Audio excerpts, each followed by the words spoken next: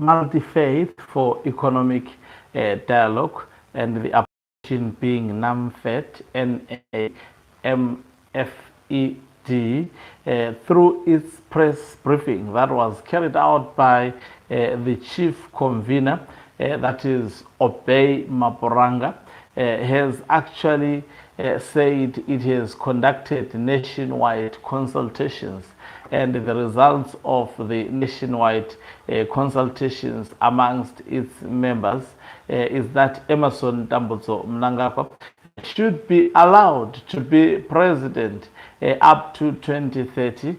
This is an unconstitutional actually lobby by this parallel structure for Emerson Tambutso Mnangagwa. One will recall that Mnangagwa has been building these parallel structures to actually harness support for the extension of his term of office, which is unconstitutional at the moment. In a manner, ZANU PF wants to carry this out. Greetings and welcome to your lovely channel, the Hlonipani Global News. If you're watching us for the very first time, please do remember to press the red or black subscribe button so that next time when we beam live, you become the very first one to watch us.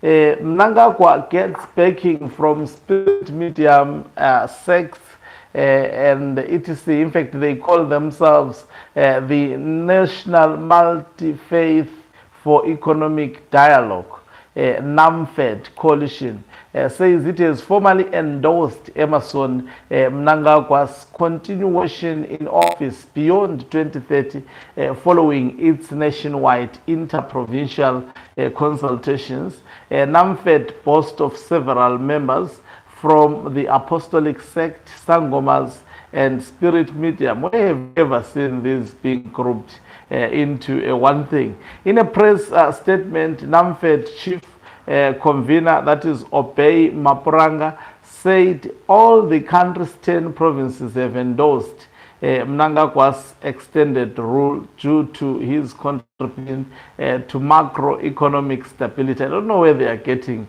this, and social service delivery, particularly in rural areas. Namfed has discharged its duty to the nation by formally communicating the declaration of Ecclesiastical Authority of the Zimbabwean Religious Constituency.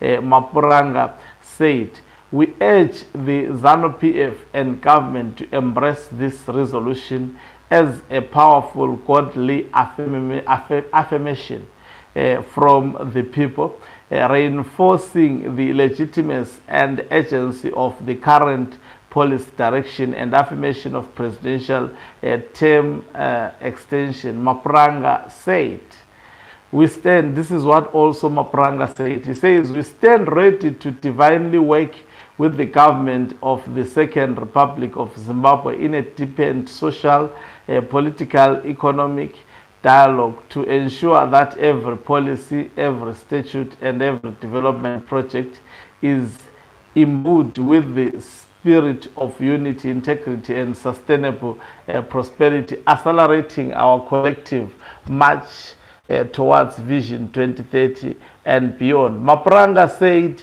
the endorsement was seen as a divine strategic. These people are even prepared to actually go to this extent of using the name of God wrongly. This is very, very serious.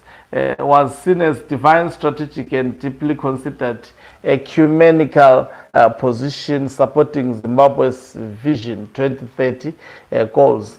The endorsement came after ZANU PF agreed to adopt resolution number 1 meant to extend Mnangagwa's rule to 2030 at its annual conference held in October.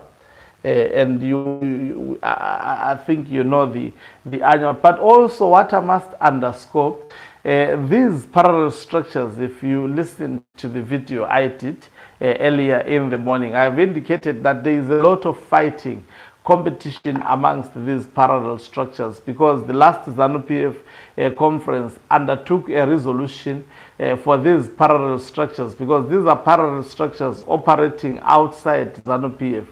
For these parallel structures to be put and constituted as part of ZANU PF members. So, and also most probably if they are incorporated into ZANU PF membership, Emerson Tambuzo Mnangagwa wants to make sure that he put them as a hedge that will protect his leadership. He cannot trust the group of leaders that are actually surrounding him at the moment. As you have seen, they are seemingly supporting him, but there are a lot of leakages. We get to know about each and every detail of what Mnangagwa is doing and entails to each and every time they meet secretly. Definitely we will get to know the details of that particular meeting. I can attest to you that we will even know the details of why Mnangagwa on New Year's Day he met with Nel Chivayo and other Uzikanandas, including Owen